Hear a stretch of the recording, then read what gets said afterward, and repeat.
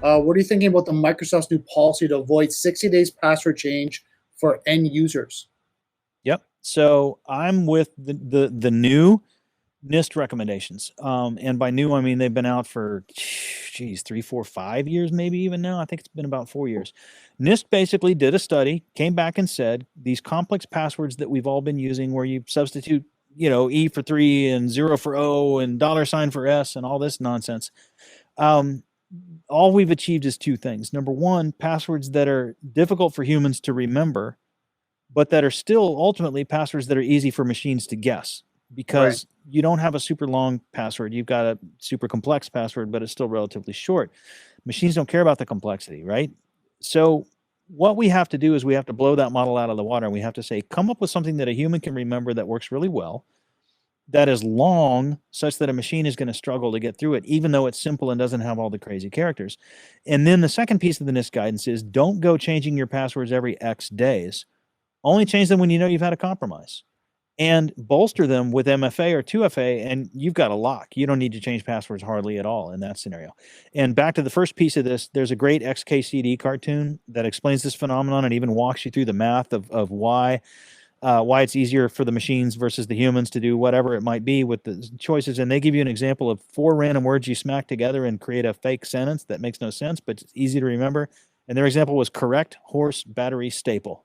Right. Slap those 4 words together. Relatively easy to remember. I remembered it. Correct horse battery staple. Makes no sense, but it's a good long passphrase. You're good to go. Wow. Now, with the NIST framework, and correct me if I'm wrong, aren't they starting to promote that next level of true passwordless decentralized authentication? Mm-hmm. Right, which that's where we're headed. That's where we're headed. I don't know that NIST has actually spoken to that in any of their current frameworks. I may be wrong. I've got friends who are way deeper NIST heads than I am. But the current guidance and the current recommendation is not passwordless yet.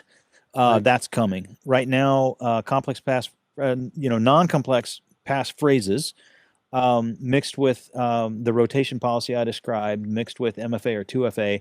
That seems to be about the cutting edge today. Obviously passwordless makes a lot of sense. Getting past it is probably the best option for all of us, but I don't know how many of the standards are actually driving to that yet.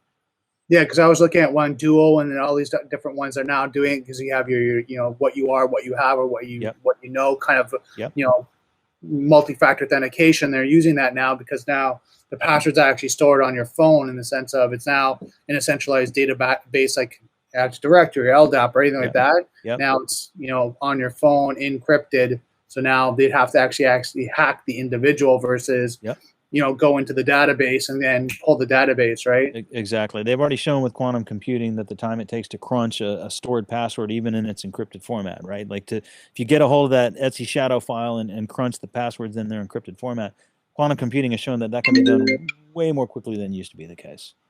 Yeah, and I think right now with China coming out with their quantum computers, and now they're more accessible, I'm feeling that in the next year or two, that's going to start to be more of a concern. Yep, exactly.